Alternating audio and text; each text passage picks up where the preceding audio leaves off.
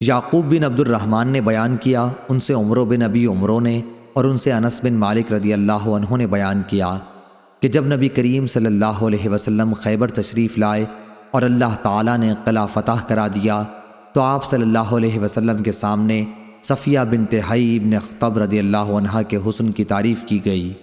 ان کا شوہر قتل ہو گیا تھا، وہ خود ابھی دلہن تھیں، پس رسول اللہ صلی اللہ علیہ وسلم نے انہیں اپنے لیے پسند کر لیا۔ پھر روانگی ہوئی۔ جب آپ صلی اللہ علیہ وسلم صدا روحا پہنچے تو پڑاؤ ہوا اور آپ صلی اللہ علیہ وسلم نے وہیں ان کے ساتھ خلوت کی۔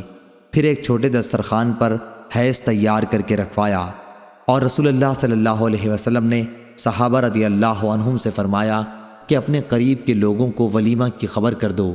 صفیہ رضی اللہ عنہا کے ساتھ نکاح کا یہی ولیمہ رسول اللہ صلی اللہ علیہ وسلم نے کیا تھا۔